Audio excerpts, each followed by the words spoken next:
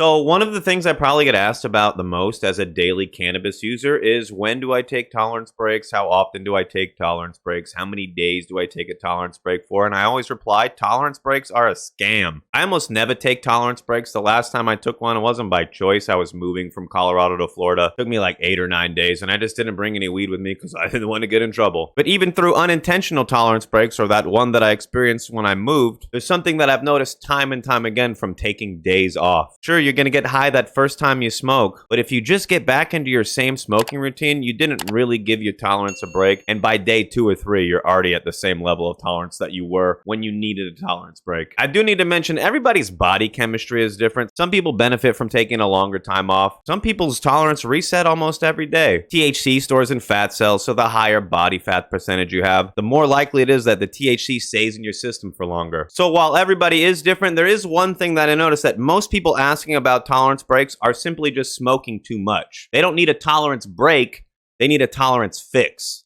Fixing your tolerance is better. Your tolerance isn't just this machine that you run into the ground and then you call a repairman. If you treat it right, it's a well-oiled machine and it'll run every day. I do have a few videos on tolerance, and what I do talk about in those is moderation. Moderation is the biggest tolerance hack. It is the biggest thing that you can do to benefit your tolerance. What I mean by moderation is the more time you spend in between smoking, the higher you get when you do smoke. The biggest issue for most people is wake and baking. Some people want to wake up, smoke weed first thing they do in the morning. Couple hours later, they want to smoke again. Hour later, they want to smoke again. Hour later, they want to smoke again. You can't just get high several times in the day. If your plan is, I'm going to wake up and get high 5 times today, you're not going to get high once. You're going to get medium every single time. You're not really going to get high. But moderating yourself, moderating when you smoke and moderating the amount that you smoke. If you're just smoking a ton, you're obviously going to need a ton to get high. For me, I do most of my smoking on Twitch. I don't do my first hit typically until 9 p.m. Eastern. There are exceptions. I do smoke earlier on Saturdays typically, but I don't do my first hit of the day until 9 p.m. Eastern. Live on Twitch. You should go join me over there. We're probably having a smoke sesh right now. What's up? But when I take that first hit of the day,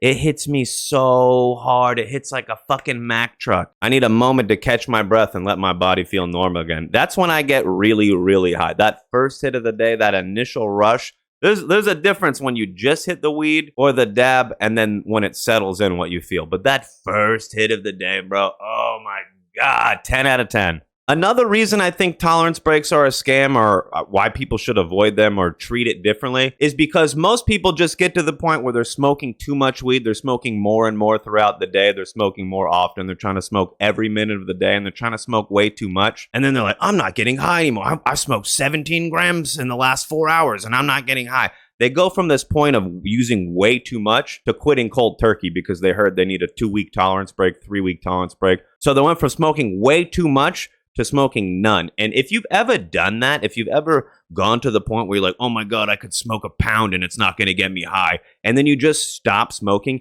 it fucking sucks. Everybody's body is different, but most people have a loss of appetite. Most people, their stomach feels like shit for about a week or two until everything evens out. But when you go from overdoing it by a ton to just stopping completely, it's not a great thing. It's not a great feeling. If you legitimately want to take a tolerance break, the best thing a tolerance break can do for you is save you money because you're not going to be spending it on weed. But if you legitimately want to take a tolerance break, don't go from smoking way too much to smoking nothing at all. Work your way into it a little bit. Smoke a little bit less, a little bit less. Try to moderate, try to smoke only at the end of the night or before you go to bed. Some people can't sleep. If you go from smoking if you're doing a 1-gram dab in the beginning of every day when you wake up and you're just smoking all throughout the day and you just quit completely, you might not be able to sleep. It's just the way it is. It might take you a week or two before your body's back to normal and you can sleep again. Even when I talk about this, moderation always comes into play. You should always monitor how much you smoke, how often you're smoking, and keeping track of those things can help you get higher. I get really high every night, but I don't smoke as much as most people that I talk to. There's a lot of people out there that smoke more than me because they smoke all day. They have higher tolerances than me, but it's not a contest. It's not a game. It's not like, oh, bro, I wish I could have your tolerance and I could smoke 17 pounds of weed and not get high. No, you don't want that. You don't want to eat 2,000 milligrams of edibles, spend an hour chewing, and then get like 4 out of 10 high and be like, that was okay. You don't want that.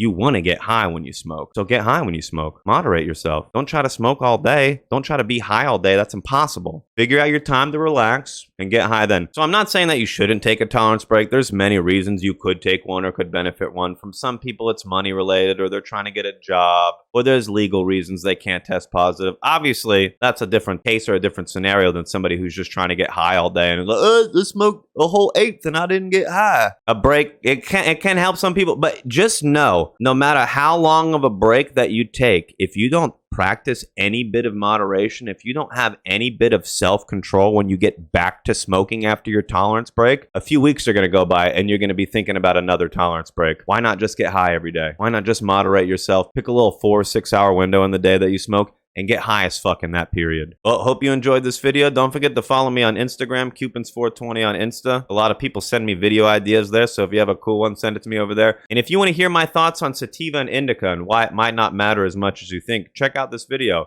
Appreciate you watching. Stay lit, my dudes.